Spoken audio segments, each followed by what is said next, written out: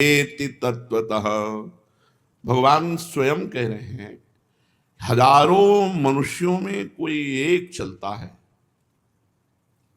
भगवत मार्ग में, उन चलने वालों में कोई विशेष प्रयत्न हजारों में एक करता है, विशेष प्रयत्न करने वालों में कोई सिद्ध होता है, और सिद्ध पुरुषों में भी कोई एक भगवान कह रहे मुझे तत्व से जान सकता है।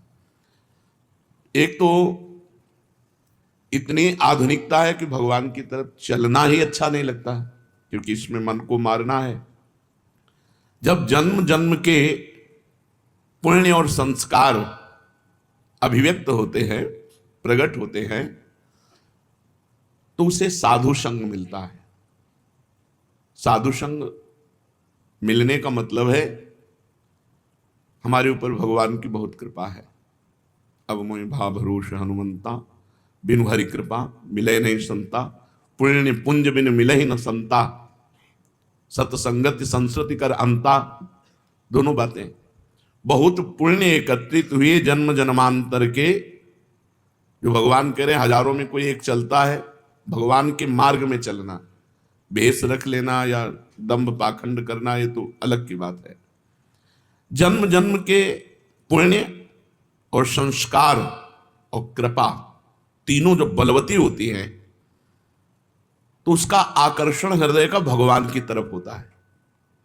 आकर्षण खींचा वो भगवान की तरफ, उसके हृदय में लालसा बनने लगी कि बहुत सही काम है भगवान का भजन करना, और कोई हाँपना नहीं है, सब कुछ छूट जाना है। यार एक बार तो भगवत प्राप्ति कर लेते हैं, क्या होती है भगवत प्राप्ति, एक बार तो देखते हैं भगवान का भजन करके। ऐसी जिसकी इच्छा हुई तो बहुत जन्मों के पुण्य संस्कार कृपा एक साथ जब उदय होती है, तब उस मनुष्य के अंदर, उस प्राणी के अंदर ये बात आती है कि मैं भगवत प्राप्ति करूं। अब उसे सत्संग मिलता है पुण्य प्रताप से, भगवत कृपा से, तब उसके अंदर सद्विचार जागृत होते हैं। फिर वो शास्त्रों के अनुसार अपना जीवन चलाना चाहता है। जैसा सत्संग में सुना, बिल्कुल समझ लेना, अगर एक भी आचरण संत वाक्य या शास्त्र वाक्य के विपरीत है, वही आपकी साधना को चौपट कर देगा। एक भी आज्ञा का उल्लंघन आपको फंसा देगा माया में। अब वो अपने हृदय के भाव को लेकर चला, पूरी शक्ति लगा करके वो भजन करना शुरू किया। ऐसे कोई बिरले होते हैं, हजारों के अंदर पुण्य कृपा से साधु संग मिलता है, लेकिन वो विषय की तरफ ही खिंचकर जाना पसंद करते हैं। वो आगे नहीं बढ़ना चाहते। वो इतना खान पान भोग मिल रहा, 2-4 माला कर लिए, भक्ति बढ़िया, ये कोई चलना नहीं हुआ। चलना का मतलब है अपने पूरे समय को भजन में लगाना, पूरी शक्ति को शास्त्र आज्ञा के अनुसार अपने जीवन को चलाना। अब ऐसे थोड़ी कि भगवत मार्ग में आप चल दिए तो बड़ी, अब ऐसा तो नहीं कि आप भगवत मार्ग में चल दिए तो पूरा मार्ग सरल है। आकर्षण है, बाधाएं हैं। कोई कोई तो आकर्षण में ही फिसल गया, कोई बाधाओं से परास्त हो गया, कोई पूर्व जन्म की गंदी प्रवृत्तियों से परास्त हो गया, कोई लाखों में एक आदमी इन बाधाओं को, इनको सबको चीरता हुआ पूरी शक्ति लगा के भजन करते हुए वो आगे बढ़ता है। उसे भगवान कह रहे हैं कि प्रयत्न करने वालों में हजारों में कोई एक। प्रयत्न, अभी प्रयत्न के लिए जो आवश्यक बात बताई, जैसे आपको गुरुदेव मिले, मंत्र मिला, तो मंत्र सिद्ध करने के लिए स्थान चाहिए। किसी संत का सिद्ध पीठ स्थान या पुण्य क्षेत्र, पवित्र तीर्थ या गंगा यमुना का किनारा या कोई पूज्य पर्वत शिखर या तुलसी कानन, गौशाला, देवालय, पीपल, आंवला का वृक्ष या बड़ा सरोवर, उनका तट, पवित्र सरोवर, उनका तट, इन पे मंत्र सिद्ध होता है। इन जगहों में मंत्र जपने से सिद्ध होता है। एक बार वर्णन किया गया था कि घर से 10 गुना भजन का प्रभाव गौशाला में, और गौशाला से 100 गुना बढ़कर लाभ मिलता है पवित्र जंगल, एकांत सुनसान जंगल से 1000 गुना सरोवर, तालाब, कुंड, उससे लाख गुना यमुना जी के तट पर, गंगा जी के पावन तट पर, उससे करोड़ गुना पवित्र पर्वत गिरिराज जी, कामदेव जो वहां कामदगिरी, चित्रकूट, ऐसे पवित्र पर्वतों में, उनसे बढ़कर कई गुना भगवान शिव के मंदिर, भगवान राम के मंदिर, हरि के मंदिर जहां विराजमान है उन मंदिरों में, और अरबों गुना भगवान के नित्य लीला स्थलियों में। अरबों गुना का मतलब एक अरब नाम घर में जप किए और एक नाम वृंदावन में जप किए, अरबों, अरब नहीं अरबों गुना। आप जहां बैठे हो इससे बढ़कर त्रिभुवन में कोई स्थान नहीं है। पर इससे भी बढ़कर बात कही, गुरु के सानिध्य में अनंत गुना, गुरु के सानिध्य में अनंत गुना, गुरु की चरण पादुका, गुरु का चित्रपट विराजमान करके। अब ऐसे गुरु थोड़ी बैठे कि बैठो हम जब कर ले, पहले सिद्ध हो जाए तब जाना हमारे पास से, तो ऐसे गुरु किसी के पास थोड़ी बैठे रहते। तो गुरु की पादुका और गुरु का चित्रपट, ये गुरु का सानिध्य माना जाता है। ऐसी जगह बैठे जो सम हो, बराबर हो, जहां कोई सांप, बिच्छू, कीड़ा मकोड़ा ऐसे आने का भय न हो, दुष्टों की विघ्न जहां ना पहुंचते हों, ऐसे पवित्र एकांत स्थान में निरंतर भजन करने का अभ्यास करें। सब कुछ अपने को प्राप्त है, श्रीधाम वृंदावन प्राप्त है, इसलिए सब कुछ प्राप्त है अपने को। अब नाम और मंत्र निरंतर चले, इसके लिए साधक को भोजन सुधारना होगा। जो चले उनकी बातें कर रहे हैं, जो चले तो प्रयत्न क्या होना चाहिए, ऐसे पवित्र स्थानों में मंत्र नाम सिद्ध करने का उपाय करना चाहिए। नाम और मंत्र निरंतर हमारे हृदय में चले, उसके लिए भोजन सुधार होना चाहिए। भोजन से रस बनता है और वही रस शरीर प्राणों को पोषित करके मन का निर्माण करता है। जैसा अन्न वैसा मन, मन का निर्माण करता है। जो अशुद्ध, निषिद्ध, अशुद्ध और निषिद्ध भोजन करते रहते हैं, उनके प्राण मलिन हो जाते हैं, उनका मन मलिन हो जाता है, उनसे भजन नहीं होता। भगवत प्राप्ति के लिए शरीर में उछाहलीपन, चैतन्यता, प्राण क्षोभ रहित और मन ग्लानि रहित, तब भजन होता है। जिस समय हम अपवित्र भोजन करते हैं तो चित्त में मल और विक्षेप धारण हो जाता है। चित्त पकड़ता है गंदी बातें, पूर्व की बातें, दुश्मनी की बातें, ये वो सब, वो उनको पकड़ेगा। मंत्र तुम्हारा चल रहा, मंत्र को नहीं पकड़ेगा यदि भोजन सही नहीं है तो। भोजन पवित्र है तो चित्त विक्षेप छोड़ करके मंत्र को पकड़ता है और चिंतन करता है। चिंतन का कार्य चित्त का है। अन्न का सबसे बड़ा प्रभाव भजन में पड़ता है। भोजन में गृहस्थ है तो धर्म पूर्वक कमाया हुआ धन, उसी से पेट भरे और नहीं। ये नहीं कि रास्तों में बट रहा है या बाबा जी क्या भंडारा हो रहा है तो हम, गृहस्थ नहीं। अगर आप किसी भंडारे में पाते हैं तो कीमत लगाइए कि 100 रुपये का भोजन आपने पाया तो 101 रुपये रख के वहां प्रणाम कर लीजिए। ऐसे गृहस्थ के लिए उचित नहीं। कहीं भी ये खुशी मत हो कि फ्री पा लिया, भोजन पाओगे सुकृत नष्ट हो जाएंगे, भजन में विक्षेप पड़ जाएगा। न्यायोपार्जित धन होना चाहिए गृहस्थ का, तभी उसकी भक्ति बनेगी, तभी उसका भजन बनेगा। अन्याय से, बेईमानी से, चोरी से, छल कपट से पाया हुआ धन और उससे जो अन्न पाया जाएगा, उसकी क्रिया ही मूल में अशुद्ध है तो वो भजन नहीं कर पाएगा, उसका भजन सिद्ध नहीं होगा। बड़ा विक्षेप युक्त कोशिश भी करेगा तो भजन नहीं होगा। अगर पूरा भोजन आपका पवित्र है, गंदी कमाई का है, तो भजन सवाल नहीं। भोजन चित्त का निर्माण करता है। चित्त मंत्र या नाम को पकड़ता है। जो अन्यायी है, अन्याय से धन एकत्रित करता है, भूल जाए कि वो भजन करेगा। पाखंड माला हाथ में, मन संसार में, भजन नहीं हो। इसलिए पहले भोजन पर सुधार कीजिए। गृहस्थ है तो न्यायोपार्जित धन के द्वारा अपना उदर पोषण करे, किसी का भी फ्री पानी न पिए। देख लो आपका भजन बढ़ेगा। कोई हलवा पूड़ी रास्ते में बट रहा नहीं, आप कोई विरक्त थोड़ी गृहस्थ हो, खरीद के खाओ, पवित्र जगह से खरीद लो। यदि वहीं पाना है तो 150 रुपये भेंट रख के आओ। खाली हाथ नहीं कि खाया और चल दिया बड़ा मौज है, तुम्हारे सुकृत नष्ट हो जाएंगे। अब आया सन्यासी, ब्रह्मचारी, वैष्णव। ये भोजन कहां से पाए? इसमें सर्वोपरिवृत्ति आकाशवृत्ति। आकाशवृत्ति कहते हैं जो परमात्मा स्वयं हमारे पास पहुंचा दे, कहीं मांगा नहीं, इशारा भी नहीं किया, हमारे पास जो आ गया उसी से उदर पोषण। काशी में इसी आकाश वृत्ति से रहते थे। दूसरी वृत्ति पवित्रता में माधुकरी। मधुकर कहते हैं भ्रमर को, जैसे एक एक फूल से थोड़ा थोड़ा पराग लेकर भंवरा अपना उदर पोषण करता है, ऐसे 5 घर या 7 घरों से एक एक माधुकरी लेकर के अपना उदर पोषण करे। श्वान वृत्ति कभी स्वीकार न करे। धनी पुरुषों की चाटुकारिता करके अपनी व्यवस्था करा लेना, श्वान वृत्ति कभी नहीं।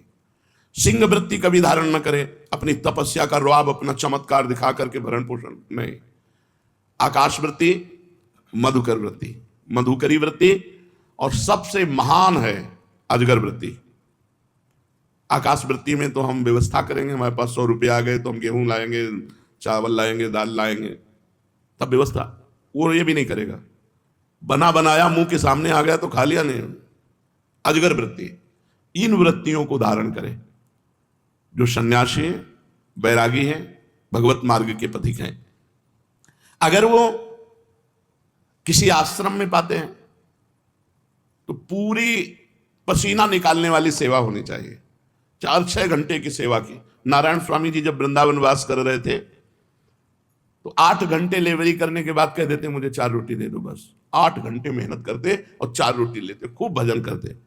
ये मत समझो कि आप भजनानंदी हो, बढ़िया कपड़ा, बढ़िया जूता, बढ़िया भोजन, ये फ्री है। ऐसे भजन नहीं होता। झाड़ू लगाओ, पोछा लगाओ, 2-4-6 घंटे खूब मेहनत करी और फिर उधर पोषण किया और रात दिन भजन में लगे, तब तुम्हारा भजन बढ़ेगा और सुरक्षित रहेगा। नहीं तो माधुकरी पाओ और यमुना किनारे पड़े रहो, वहीं मांगो, खाओ, यमुना जी के पावन तट पर रहो, कोई सेवा मत करो, फिर तुम्हारा भजन भले बन जाए, वो भी गुरु आज्ञा से, मनमानी आचरणों से तो वो भी नहीं। जो भोजन पवित्र नहीं पाता उसमें आलस्य, प्रमाद और भोग कामना, ये 3 बातें रहती हैं। पड़े रहना, अरे हम नहीं कर पाएंगे सेवा, थोड़ी सेवा है वो भी उतनी जगह अपवित्र पड़ी, पोछा नहीं लगाया। प्रमाद, भोगों का चिंतन, ये खा ले, ये भोग ले, वो भोग ले, भजन नहीं।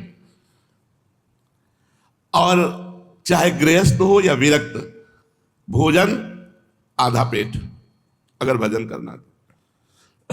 जब भजन में मन लगेगा तो भोजन में रुचि नहीं होती। और भजन का बल होता है कि ऐसा नहीं होगा कि म्यो म्यो ऐसे 8-8 दिन भोजन नहीं मिला, गंगा जल केवल पी के, कभी हमको महसूस नहीं हुआ ऐसा। आहार दबा दबा करके करोगे तो भजन थोड़ी होगा। अपने गुरु जी को जीवन भर देखा है, अब भी देखा है, वैसा ही दिनचर्या है। 2 रोटी से कभी ढाई नहीं पाते, अपने हाथ की बनाई 2 रोटी और शाम के दूध। एक दिनचर्या आजीवन के लिए भोजन की होनी चाहिए, विरक्त को भी। भोजन में 3 दोष माने गए हैं, एक जाति दोष, एक आश्रय दोष और एक निमित्त दोष। जाति दोष वो है जो स्वभाव से निषिद्ध होते हैं, जैसे प्याज, लहसुन, शलगम, गाजर, ये भजन में विक्षेप डालेंगे ही डालेंगे। ये तमोगुणी जाति के हैं, इसलिए इनका प्रयोग नहीं करते। तमोगुण इनसे प्रकट होता है। यद्यपि ये इनकी प्रकट होने की प्रक्रिया पवित्र है, जहां आलू प्रकट होती है वहीं प्याज लहसुन भी वैसे ही मिट्टी में, पवित्र मिट्टी में प्रकट होते हैं, पर ये भजन के लिए निषिद्ध है। ये बुद्धि में, भजन में विक्षेप डालते हैं, इसलिए संतों ने इसे मना किया है। ये कोई ऐसा नहीं कि प्याज लहसुन पाओगे तो पाप हो जाएगा, लेकिन भजन नहीं बनेगा। भजन शुद्ध बने, ये तमोगुणी वस्तु है, इसलिए इसको त्याज्य किया गया। ये ऐसा नहीं है कि एकदम मांस मदिरा की तरह, ऐसा नहीं है। ये हमारे भजन में वृद्धि पड़े, इसलिए सलगम, लहसुन, प्याज, गाजर। जाति दोष वाली वस्तुएं यदि हम पाएंगे तो ये हमारे मन को अपवित्र कर देंगे और भजन नहीं होगा। दूसरा, आश्रय दोष।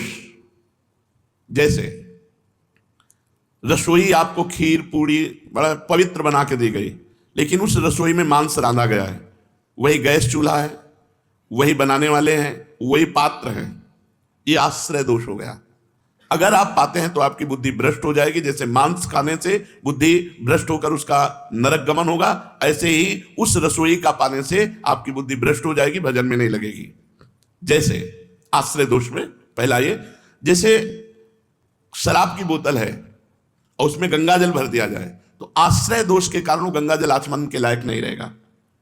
जैसे जहां शराब रखी हुई है उसके पास आपके सब्जी रखी हुई उसी फ्रिज में, वो सब्जी वो आश्रय दोष के कारण अपवित्र हो चुकी है क्योंकि वो मदिरा वहां रखी हुई है। इस तरह से आश्रय दोष का त्याग, जाति दोष का त्याग, जाति का यहां मनुष्य से नहीं है, यहां वस्तुओं से है।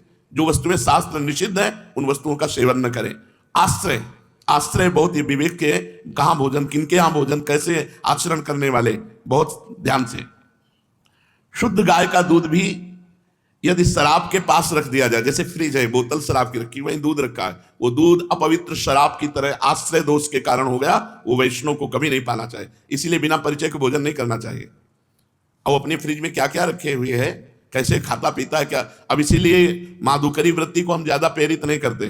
तो ऐसे हम कोई पेट भरने के लिए बाबा जी बने क्या? उनकी पवित्र माधुकरी, जो पवित्र आचरण करते हैं, पवित्र व्यवहार करते हैं, उनसे हमारा भजन बनेगा। तो अब आकाश वृत्ति सर्वश्रेष्ठ है।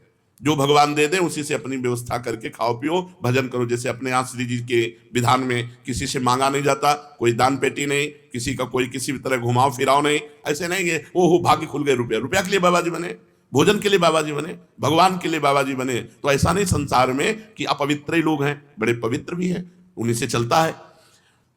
तो आश्रय दोष, जाति दोष, आश्रय दोष। अब निमित्त दोष, साधक को निमित्त दोष से भी बचना चाहिए। जो वैष्णव नहीं है, जिनका अपवित्र आहार विहार है, उनका छुआ भोजन नहीं। हमारे लिए अछूत कौन? जो वैष्णव नहीं है, जो भजन नहीं करता। अगर वो चांडाल है और भजन कर रहा है, कंठी तिलक बांधे है, हम उसके साथ बैठ के पालेंगे। लेकिन पंडित है, आचरण विहीन है, भगवत विमुख है, वो हमारी संगत। व्यास मिठाई विप्र की तामे लागे आग, वृंदावन के सोपच की जूठन कहिए मांग।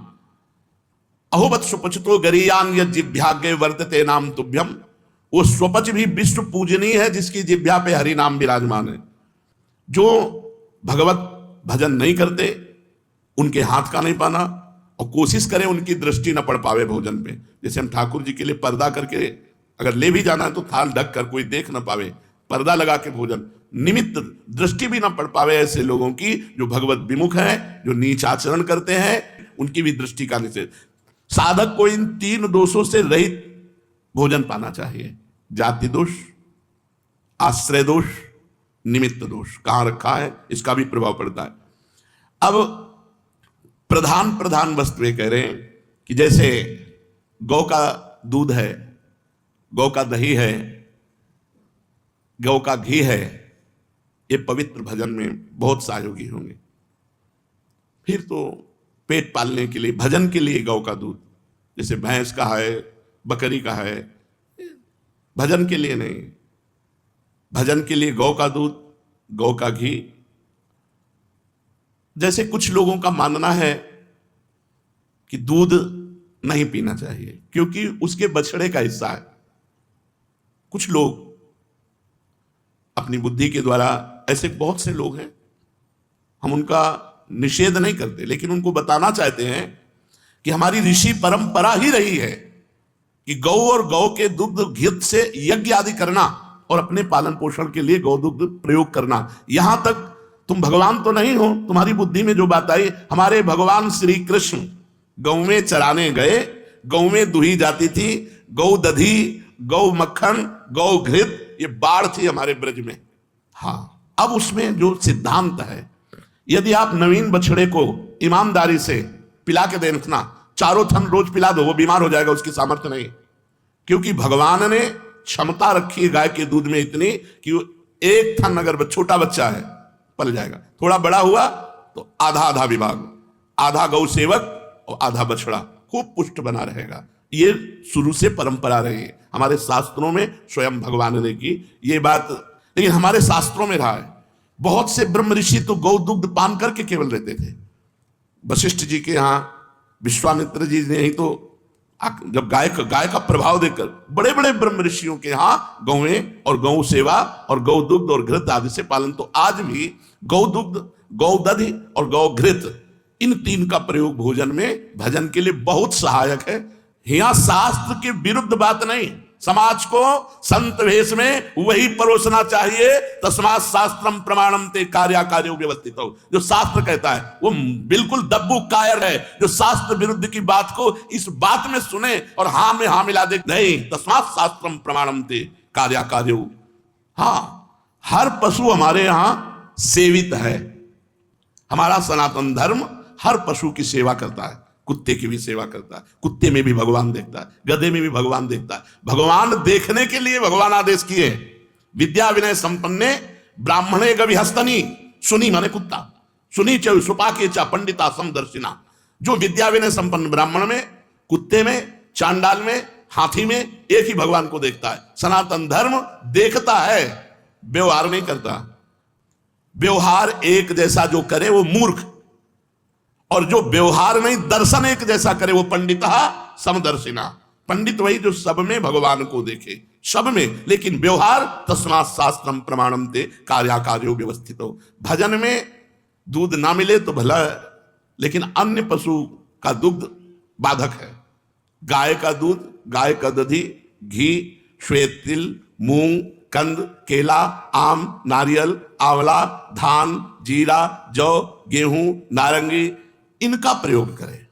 बिल्कुल बाजार की वस्तु में अगर भजन करना है तो नहीं पाना चाहिए। नियम ले ले, कहां बना है, कौन बनाया है, उसका विचार क्या है, उसके आचरण कैसे हैं, उसकी पवित्रता क्या है, ये अन्न पर प्रभाव डालती है। जैसा हम अन्न पाते हैं वैसे ही हमारे विचार बनते हैं। बिना औषधि के शहद नहीं खाना चाहिए, भजन में बाधक है। शहद का केवल आदेश है यदि आप बीमार हो तो औषधि में पा सकते हो, नहीं शहद पाने से फिर अपराध पाप लगता है, क्योंकि शहद औषधि के लिए ही केवल है।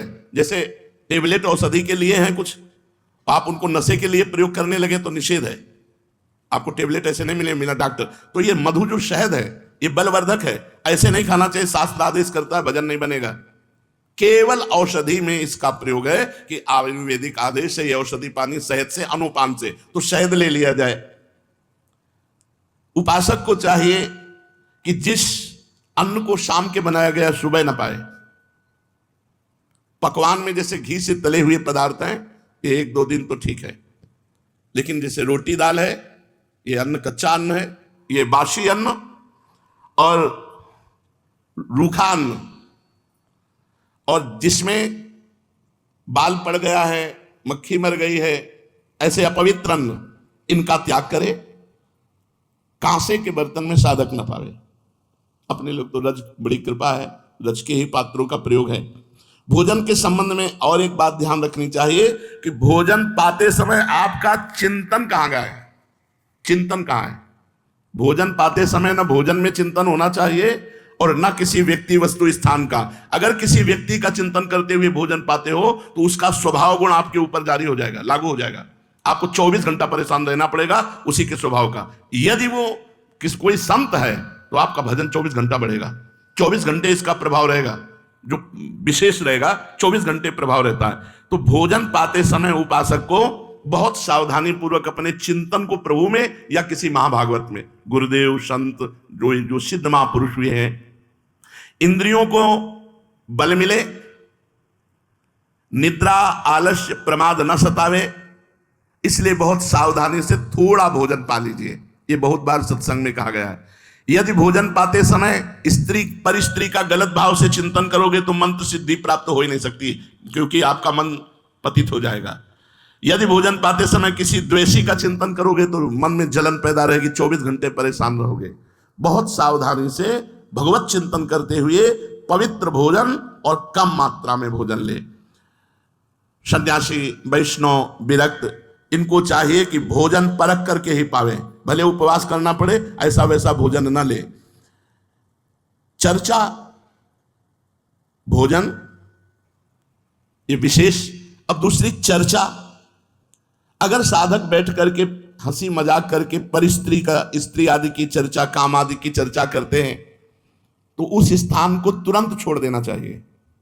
अगर वो गंदी बातें दिखाते हैं, मोबाइल में गंदी बातें या ऐसे गंदी बात करते हैं, तो जो साधक को मंत्र सिद्ध करना है तो कान में अंगुली डाल के तुरंत हट जाए। बस एक ही दवा है, उस व्यक्ति से दोबारा मिले ना, उस व्यक्ति की चर्चा न सुने जो कामुक है, जो काम की बातें करता है, जो भगवत विरुद्ध करता है।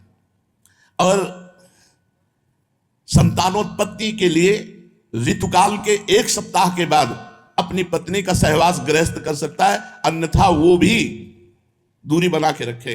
अगर मंत्र सिद्ध करना है, भगवत प्राप्ति करना है, ऐसे ही स्त्री साधकों को पुरुष साधकों से शौचालय, बाथरूम, मौन जब तक पवित्र ना हो जाए तब तक, यह सिद्ध होने के लिए जरूरी। अगर नाखून काटा, बाल काटा, अगर जैसा शास्त्र आदेश उसके अनुसार 2-2 महीने में मुंडन कराओ या तो आजीवन बाल रखो, शास्त्रों का बैरागी के लिए। और गृहस्थ के लिए जब बाल काटो, जब नाखून काटो तो पवित्र हो, हाथ पैर कुल्ला ऐसा, या फिर स्नान कर लो। इसके अगर बाल कटवाए ऐसे अपवित्र तो फिर वो ठाकुर सेवा या भजन या इसमें बड़ा निषिद्ध है। कह रहे हैं अगर आपको आवश्यकता है अपने बाल धोने की तो रीठा आदि, आंवला आदि से, पवित्र पदार्थों से, नहीं तो उसका प्रभाव पड़ेगा, रजोगुण चढ़ेगा, भजन में विक्षेप करेगा।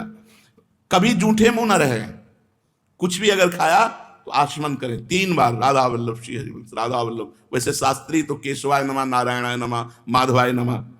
और हो सके तो 3 समय स्नान करें, नहीं तो 2 काल तो करे ही, प्रातः और सायं। ऐसा नहीं कि आपको सोच नहीं लगती तो आप स्नान न करें, प्रातः और सायं 2 स्नान तो होने चाहिए। वैसे 3 स्नान, त्रिकाल स्नान की बात है। अपने इष्ट देव जी की पूजा करके ही भोग प्रसाद पावे। जो इष्ट देव विराजमान है पहले उनको भोग लगा के पूजा करके ही प्रसाद पावे। तो हो सके तो धामवासी भूमि शयन, 2 बार या 3 बार स्नान, आजीवन ब्रह्मचर्य या संतानोत्पत्ति के लिए मासिक धर्म के 1 सप्ताह की पवित्रता के बाद सहवास, मौन, गुरु सेवन, पाप कर्म का परित्याग, नित्य ठाकुर सेवा, नित्य दूसरों को सुख पहुंचाने की सेवा, नित्य भगवत स्तुति, नित्य नियम पूर्वक नाम जप। अगर इन नियमों का पालन करेगा तो ये मार्ग जो है वो सिद्धावस्था तक पहुंच जाओगे। अगर इधर उधर जरा भी कुछ हुआ तो माया के पंथ ऐसे हैं कि घसीट करके बहुत दूरी बना देंगे। ध्रुवदास जी ने लिखा, राई के सम चलत ही हो तौर की ओर। तो भगवान कहते हैं हजारों पुरुषों में कोई एक चलता है, मनुष्याणाम सहस्तेषु, और उन चलने वालों में कोई एक बिरला सिद्ध होता है, और उन सिद्धों में कोई एक तत्व ज्ञानी होता है। वो तत्व ज्ञान मैं तुम्हें बता रहा हूं। तो आगे भगवान वर्णन करते हैं, शेष चर्चा आगे। श्री राधा वल्लभ लाल की।